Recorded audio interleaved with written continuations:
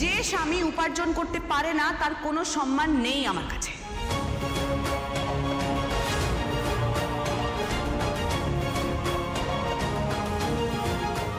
কথাটা কিন্তু তুমি ভুল বললে মা।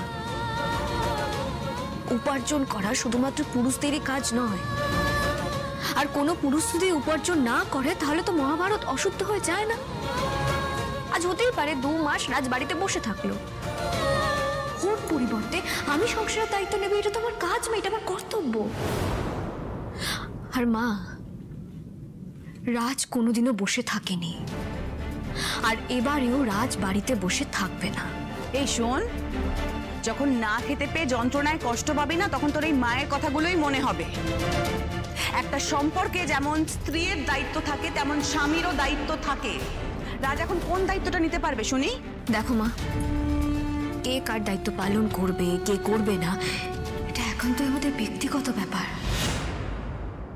আর যদিও তুমি জানো না, তাই তোমাকে জানিয়ে রাখি, আমি অনেক আগেই চেয়েছিলাম রাজ এই চাকরিটা ছেড়ে দিক, এবং ফাইনালি সেটা সম্ভব হয়েছে।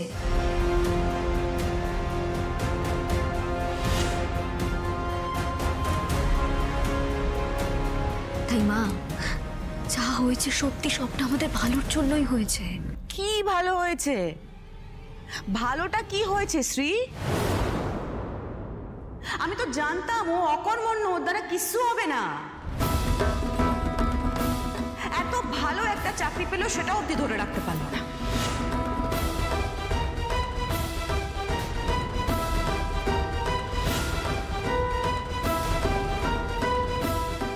এই কাকে কি বলছেন? হ্যাঁ, আমার ছেলের চাকরি যাওয়ার জন্য আপনার ওই মেয়ে দায়ী, ওই অলক্ষী মেয়ে দায়ী। ও যদি আমার ছেলের অফিসে গিয়ে কলকাঠি না নাড়তো, আমার ছেলে এখন ঠ্যাংয়ের ওপর ঠ্যাং তুলে বসে খেত। যা ঘটেছে সবকিছুর জন্য আপনার মেয়ে দায়ী, বুঝতে পেরেছেন? আমি জানি না বাবা, আপনার মেয়ের পাল্লায় আমার ছেলে যে কি করে পড়লো কে জানে। এই দিনটাও আমাকে দেখতে হলো যে শাশুড়ি বাড়ি বয়ে এসে জামাইকে অপমান করছে।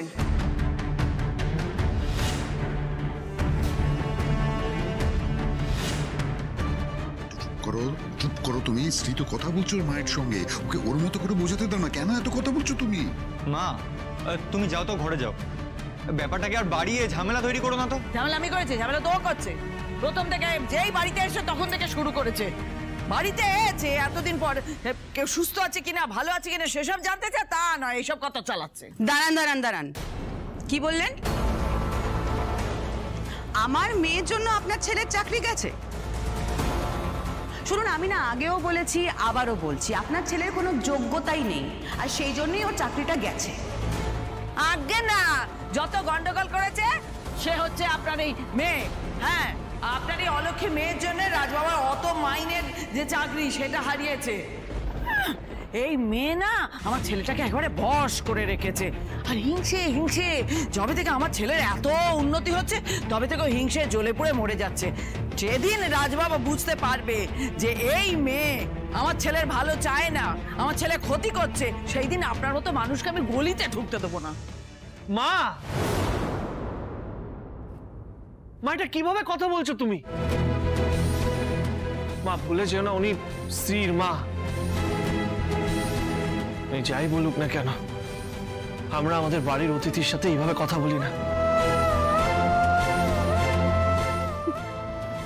আসলে সত্যি কথা মুখের উপর বলে দিয়েছি তো, তাই তোমার মায়ের না বড্ড গায়ে জ্বালা হয়েছে। আমি জানতাম শ্রী একদিন বুঝবে যে তোমার দ্বারা কিচ্ছু হবে না, তুমি অকর্মণ্য। আর সেই জন্যই আমি আমার মেয়েকে দিয়ে ডিভোর্স পেপারে সাইন করিয়ে রেখেছিলাম।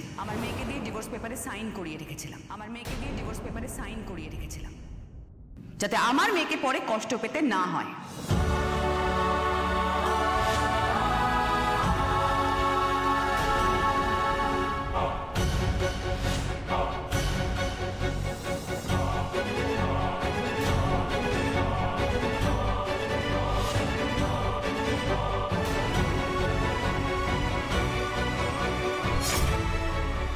মা, এসব কি বলছেন আপনি? এই কারণে আপনি স্ত্রীকে দিয়ে ডিভোর্স পেপারে সাইন করিয়ে রেখেছিলেন? এই কারণে আপনি চাইছেন যে আমাদের ডিভোর্স হয়ে যাক? নয়তো কি? তোমার কি মনে হয় মানে আমি এমনি এমনি আমার মেয়েকে তোমার মতো একটা ছেলের হাতে তুলে দেবো? হ্যাঁ, ভাবলে কি করে তুমি?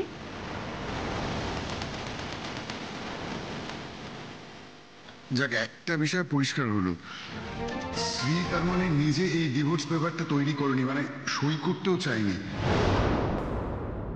রাজ, এই ডিভোর্স পেপার নিয়ে তোদের দুজনের মধ্যে অকারণে ভুল বোঝাবুঝি হচ্ছিল।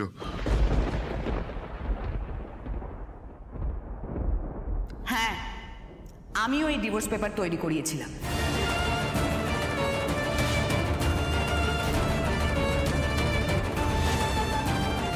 একদিন আমি ওই পেপারটা এনে শ্রীকে বলেছিলাম এটা ছিঁড়ে ফেলে দিতে, এটা আর দরকার নেই। তবে আমি জানি না ও ফেলে দিয়েছে নাকি রেখে দিয়েছে। যদি রেখে দিয়ে থাকিস মা, প্লিজ ওটা গিয়ে নিয়ে আয়। আর যদি না থাকে অসুবিধা নেই, ওই পেপার আমি আবার রেডি করে নেব। মোদ্দা কথা, আজকে তুই আমার সঙ্গে বাড়ি যাবি।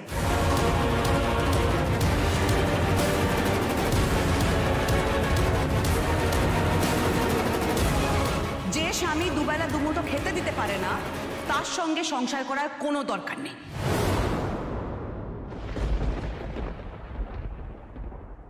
চল। দাঁড়াও মা, মা তুমি কি রাজকে বাজারের পণ্য মনে করছো?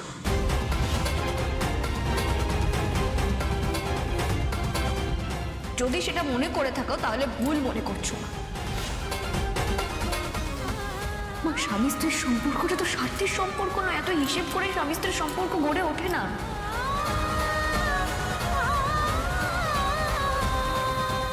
আমি রাজকে ভালোবাসি, আমি রাজকে ছেড়ে কোথাও যাব না।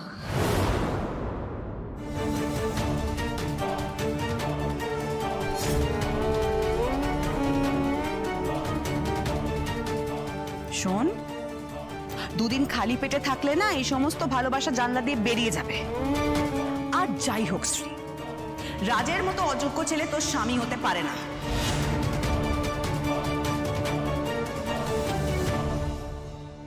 শোনো মা, আমি মনে করি রাজের থেকে খাঁটি এবং যোগ্যতম আর কেউ হতে পারে না আমার কাছে।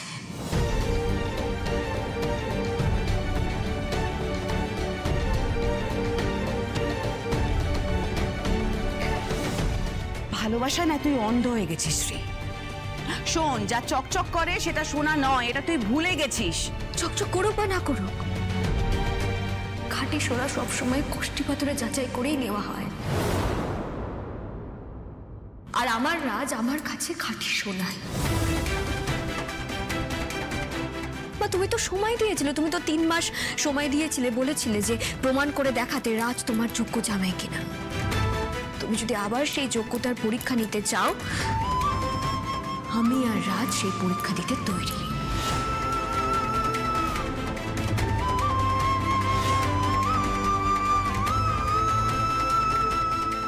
আমরা রাজি আছি মা। আমি গর্ব করে সবার সামনে বলতে পারি, আমার রাজ চাকরি করে যে মাইনা পাচ্ছিল তার থেকে দ্বিগুণ টাকা রোজগার করে দেখাবে।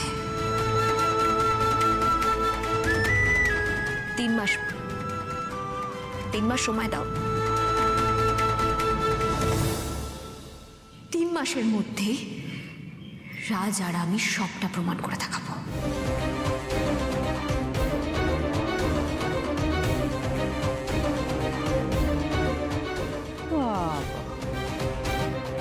এত কনফিডেন্স তোর রাজের উপর? আচ্ছা, তোর কি মনে হয় রাজ আবার ওরকম একটা ভালো চাকরি পাবে? হ্যাঁ,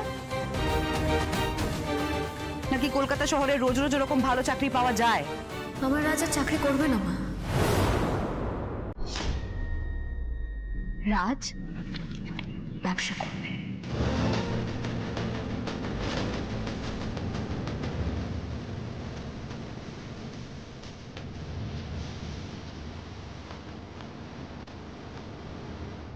নিজের ব্যবসা।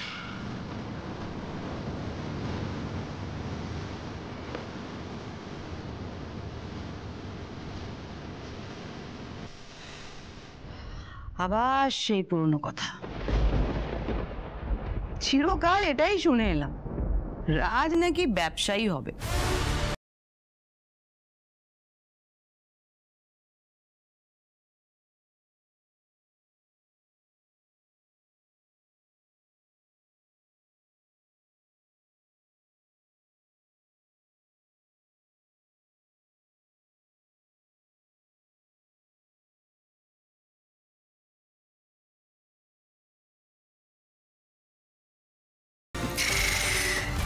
মাস, তাই তো? আমিও দেখবো 3 মাসে রাজ কি এমন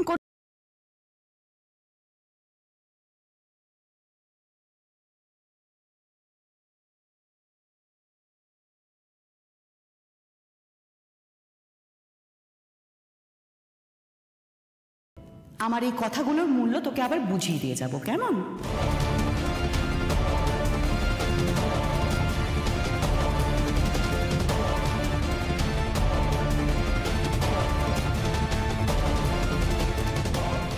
দেখলে দেখলে এমের বুদ্ধি দেখলে? ওর মাকে হাট করে কথা দিয়ে দিল 3 মাসের মধ্যে রাজ বড় ব্যবসায়ী হয়ে যাবে। আর কি করে হবে? ও ব্যবসা জানে কি? মা, আমি এই ব্যাপারে তখন আপনাদের সবার সঙ্গে আলোচনা করতে চেয়েছিলাম। দেখো মা, আমার না কিছু বক্তব্য আছে। রাজের কিন্তু এই ব্যাপারে কোনো অভিজ্ঞতা নেই। মানে ও কি করে করবে এই বিজনেস? হ্যাঁ মানছি, বর্তমান পরিস্থিতির উপরে বিচার করে তুমি তো রাজের পাশে দাঁড়াতে চাইলে, কিন্তু তোমার মাকে তুমি অন্যভাবে বোঝাতে পারতে। এভাবে কথা দিয়ে দেওয়াটা কি ঠিক হলো মা? বাবা, আমি মনে করি রাজ অন্য অনেকের থেকে বিজনেসটা ভালো বোঝে। ইনফ্যাক্ট ও একসময় বিজনেসে তো করতে চেয়েছিল। কেন রাজ, যেদিন প্রথম তোমার সঙ্গে আমার দেখা হয়েছিল তুমি তো ইনভেস্টরদের সঙ্গে মিটিং করে ফিরছিলে। তাই বাবা, আমার বিশ্বাস রাজ নিজের বিজনেসের আইডিয়া দিয়ে অনেক কিছু করে ফেলতে পারে। শুধুমাত্র আইডিয়া দিয়ে তো ব্যবসা হয় না। ব্যবসা করার জন্য টাকা লাগে মা, টাকা। সেই টাকা কোথা থেকে আসবে বলো? কেন বাবা, এর আগেও তো অনেক ইনভেস্টর রাজের বিজনেসে ইনভেস্ট করতে চেয়েছিল, ইনফ্যাক্ট নিজের অফিসও ছেড়ে দিয়েছিল। আবার রাজকে নতুন করে চেষ্টা করতে হবে, নতুন করে সবটা শুরু করতে হবে, আবার আমরা ইনভেস্টর পাবো বাবা। আর তাছাড়া বিজনেসে তো একদিনে কেউ সাকসেসফুল হয় না। আমরা দুজনে কাল সারা রাত ধরে একটা প্রেজেন্টেশন বানিয়েছি। আমরা সেই প্রেজেন্টেশনটা নিয়ে বিভিন্ন ইনভেস্টরদের কাছে যাব, সেটা প্রেজেন্ট করব। যদি ভালো লাগে আমাদের আইডিয়া, আমাদের প্রেজেন্টেশন, তারা নিশ্চয়ই ইনভেস্ট করবে। শুধু আপনারা আমাদের পাশে থাকুন, আমাদেরকে আশীর্বাদ করুন যেন আমরা সবটা ভালোভাবে করতে পারি। হ্যাঁ মা, আমাদের আশীর্বাদ সবসময় তোমাদের সঙ্গে আছে, আমরা সবসময় তোমাদের সঙ্গে আছে। কিন্তু কোনো কিন্তু নয় বাবা, আমরা পারবো। বলছি মা, আপনার কাছে যে গয়নাগুলো রাখা আছে আমার, ওগুলো যদি দিয়ে দেন, আমাদের এই বিজনেসের কাজে লাগবে। গয়নাগুলো লাগবে মানে কি? হ্যাঁ, কি মামার বাড়ি আপনার নাকি? গয়না দাও বলে চাইলেই আমি আমাকে দিয়ে দেবো? মা, ইমিডিয়েট আমাদের একটা ল্যাপটপ কিনতে হবে। আর এখন তো সব কিছুই টেকনোলজিতেই হয়। আর রাজের যে ডেস্কটপটা আছে সেটা তো পুরনো হয়ে গেছে। তাছাড়া ল্যাপটপ না হলে আমরা বিভিন্ন জায়গায় গিয়ে প্রেজেন্টেশনটা প্রেজেন্টও করতে পারবো না। না না না না, আমি গয়না দিতে পারবো না। গয়না হলো স্ত্রীধন, আমি স্ত্রীধন দিতে পারবো না। না প্লিজ মা, একটু বোঝার চেষ্টা করুন মা। ওই গয়নাগুলো না দিলে আমরা এগোতে পারবো না আমাদের কাছে। তাছাড়া আপনি বললেন না স্ত্রীধন, সেই ধনের মূল্য কি মা, যদি তা আমার স্বামীর কাজে না লাগে? সোহাব, স্ত্রী কিন্তু ঠিক কথাই বলছে। এই স্ত্রী ধন যদি তোমার ছেলের কাজে লাগে তাহলে তো বেশ ভালোই। ওরা চেষ্টা করুক না আবার নতুন করে ব্যবসা করার। ভালো তো, করো মা, চেষ্টা করো। শ্রী, বলছিলাম আমার মাথায় না একটা অন্য উপায় এসছে। মানে এটা করলে না তোমাকে তোমার গয়না বন্ধক দিতে হবে না, আর কাজটাও হয়ে যাবে। তেমন কিছু হলে তো ভালোই হয়। শ্রী, তুমি ভুলে যাচ্ছ নাকি আমি মেকানিক? একটা ফোন করলেই একটা সেকেন্ড হ্যান্ড ল্যাপটপ আমি পেয়ে যাবো, বুঝলে? হ্যাঁ দাদা, এটা একটা ভালো আইডিয়া। সেকেন্ড হ্যান্ড ল্যাপটপের তো বেশি দামও নয়, আমিও কিছুটা কন্ট্রিবিউট করে দেবো, অসুবিধাই নেই। তাহলে সেই ল্যাপটপটা কাজেও লেগে যাবে। হ্যাঁ, মানে আমাদের কথা হচ্ছে কাজ করা নিয়ে। আমরা কাজ করতে পারলে তো প্রবলেম সলভ। আর তাছাড়া পরে যখন বিজনেসটা আরো বড় হবে তখন আমরা একটা নতুন ল্যাপটপ কিনে নেব। দিদি, তুমি তোমার গয়না বন্দুক দিও না। আমার কাছে অ্যাকাউন্টে আরো কিছু টাকা আছে, সেগুলো তোমাকে আজকেই আমি দিয়ে দেবো। এই কটা টাকা দিয়ে তুমি কাজ চালিয়ে নিও। সত্যি লাভলি, তোমাকে কি বলে যে আমি ধন্যবাদ জানাবো আমি বুঝতে পারছি না। তুমি আজ অনেক বড় উপকার করলে আমাদের। আর আমি কথা দিচ্ছি, তোমার এই বিশ্বাসের মর্যাদা আমি রাখবো। এটা কিরকম কথা হলো দাদা? আমি কি পর নাকি? তুমি শুধু তোমার কাজ করে যাও, আমরা সবাই তোমার পাশে আছি। আমি আজই অ্যাকাউন্ট থেকে টাকা তুলে আনছি। এই তোর ওই ব্যাংকে আরো টাকা আছে? এটা খুব ভালো খবর। হ্যাঁ মা, আরো টাকা আছে, আমি তোমাকে পাসবুক দেখিয়ে দেবো। এই না না না না না না, একদম না, একদম না। পাসবুক কাউকে দেখাতে হবে না, তুমি তোমার নিজের কাছে রাখো। হ্যাঁ মা। আরে সেই টাকাগুলো তো আমি দাদাকে দেবো ভাবছিলাম। দাদা বলছি, তুমি ওই স্টার্ট আপ করবে না বলছিলে, আমি তোমার স্টার্ট আপে ইনভেস্ট করবো। আমার কিন্তু শেয়ার চাই। শুভা, তুমি এখনো বাংলার পাঁচের মতো মুখ করে এভাবে দাঁড়িয়ে থাকবে? হাসো না গো, হাসো না একটু। দেখবে হাসলে না শরীর মন দুটোই ভালো থাকবে। আমার কি ধারণা জানো তো, এইভাবে হাসতে হাসতে আমাদের ছেলে রাজ একদিন বড় ব্যবসায়ী হবে। দেখবে আমাদের পরিবারে তখন শুধু আনন্দ আনন্দ আর আনন্দ। কি বল বদর? শুধু আনন্দ।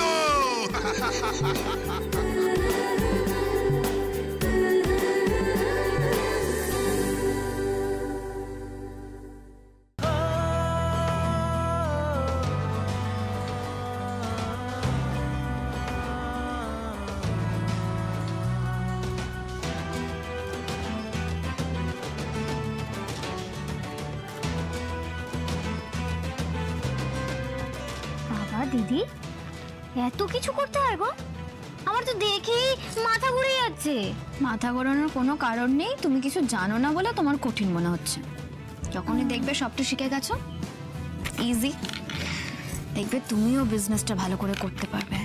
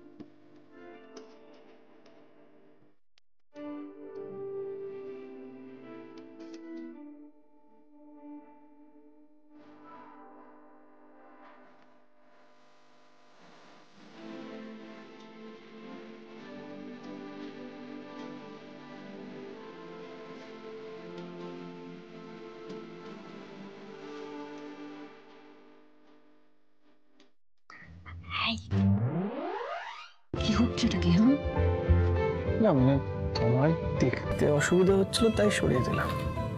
আপনাকে না এত বেশি আমার কিসের সুবিধে হচ্ছে অসুবিধা হচ্ছে ভাবতে হবে না। চলো কাছে যাও। মা গো, টুরুলাভ!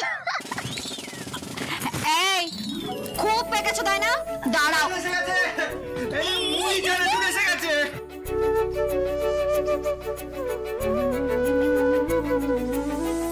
এই যে সামলাও।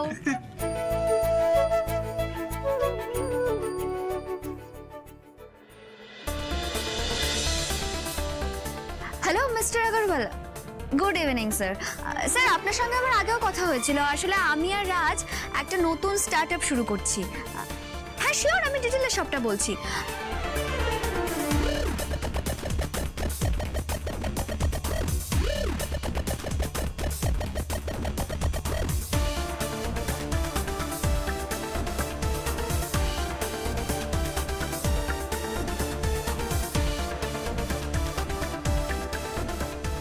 ওকে sir, thank you sir, thank you so much. বলছি স্যার তাহলে ওকে ডান, কাল 12টার সময়। ওকে স্যার, নো প্রবলেম, কোনো প্রবলেম নেই। Thank you sir, thank you so much. কি হয়েছে কি হয়েছে কি হয়েছে? আমরা প্রথম শ্রী, তুমি না থাকলে আমি কি যে করতাম, আমি কিচ্ছু করতে পারতাম। তুমি না থাকলে আমি সব কিচ্ছু করতে পারতাম না। 1 মিনিট দাঁড়াও। কি হলো, আবার কাকে কল করছো? ফোন তো করতেই হবে। আচ্ছা করো। 1 মিনিট। সুইচ অফ বলছে। আচ্ছা ছাড়ো না, অলরেডি মিস্টার আগরওয়াল বললে তো, উনি তো অ্যাপয়েন্টমেন্ট দিয়ে দিয়েছেন। রাজ, এটা বিজনেস, একজনের ওপর ডিপেন্ড করে থাকলে চলে না রাজ। বিভিন্ন জায়গায় ট্রাই করতে হবে, তার মধ্যে একটা না একটা তো ক্লিক করেই যাবে, নাহলে অনেকটা দেরি হয়ে যাবে। বুঝলাম শ্রী, বুঝলাম যে আমার না ভয় লাগছে, মানে নার্ভাস ফিল করছি, মানে আর প্রথম থেকে শুরু করতে হবে, মানে আমি পারবো তো?